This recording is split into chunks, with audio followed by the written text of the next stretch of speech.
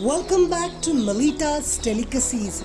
Today I have a very interesting recipe for you, and that is the raw cashew nut shakuti, or the bibes as they are commonly called in Goa, the bibe shakuti, or you can call it the Bibiyacho roast. And friends, don't forget to like, share and subscribe my channel and press the bell icon so that you get notified every time I upload a new video, and share it with your family and friends so that they too enjoy watching my video.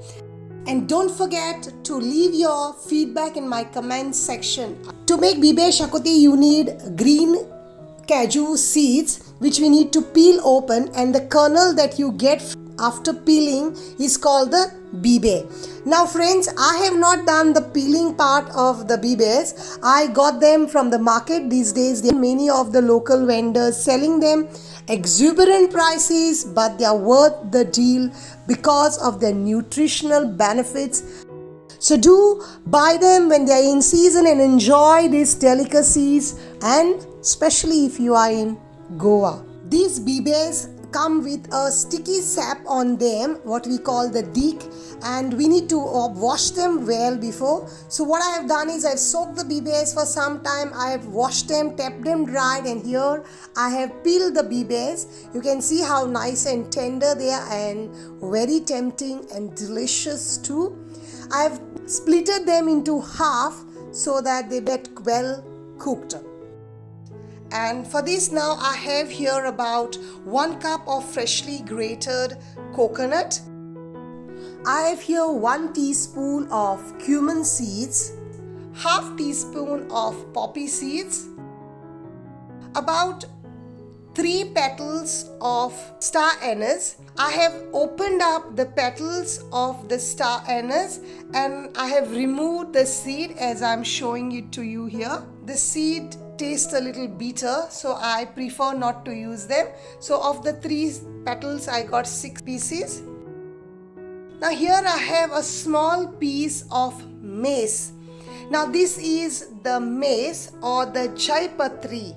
Make sure you use chapati, because you also get something called as rampatri, which they look similar but they are not. They are totally different. They are from the same family, but the taste, the aroma and the use is a bit different of both of them. The color also differs. I'll be putting up a small video on the difference, so please keep tuned. Taken a small piece of cinnamon stick, about half teaspoon of peppercorns, 1 black cardamom, a small piece of nutmeg, about 3 green cardamom, and half teaspoon of shah jeera. Many people call it shahi jeera. There's nothing shahi about it. It is shah jeera. About 3 petals of stone flower, 1 teaspoon of fennel seeds, 2-3 dried pieces of monkey jack, and here I have about 2 tablespoons of coriander seeds, and I have here about 15 cancorn chilies and half teaspoon of turmeric powder. I have here 1 large roasted onion.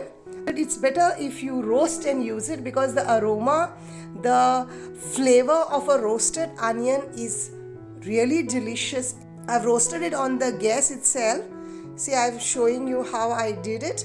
You can roast it in the coal if it is possible for you, or just roast it, or you may just cut and roast it how I had shown in my previous recipes. I have here 1 teaspoon of oil added to my pan. In all my shakuti recipes I have shown dry roasting the spices, but here I am roasting it in a bit of oil. Dry roasting the spices, or whether you roast them in the oil, will make a difference in your outcome of your shakuti masala. Roast all the spices in a bit of oil till they turn aromatic, and remove from the pan and let them cool completely before you go to grind. This will make them crispy as well, and let the aromas and the essential oil settle well. Slightly dry roast the coconut as well. Now mostly for meat shakutis you roast the coconut a little bit extra, but here I am slightly roasting it just enough to change a little bit of the color. How much you roast your spices and your coconut will also give you a different taste for your shakuti. My spices are well roasted and now they are cool enough to grind to a fine powder. The sound of the spices, roasted spices when they fall in your jar is also very soothing to the ear.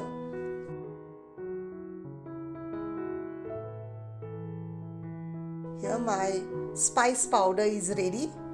The aroma of the freshly ground spices is so really good, friends. I'm sure those who grind their masalas fresh and use it know what I'm talking about. Add the roasted onion. Crush the onion a little bit so that it becomes easy for you to grind. Add the roasted coconut. Add water as required to grind. Because my jar is small, I have to spare some of the coconut which I will grind later. My masala is ready. Now I will grind the remaining coconut as well. Add about 2 tablespoons of oil in a pan. Let it heat up. Then add 1 chopped onion. Saute till it slightly turns translucent. Just enough the crunch of the onion goes. Add 1 large chopped tomato. Stir it and let it turn mushy. To hasten the process, I'll add a pinch of salt. To this, I'm adding a few curry leaves. Slightly saute them till they release the aromas to the oil. To this, I'm going to add 2 sweet green chilies. They are a little bit spicy one.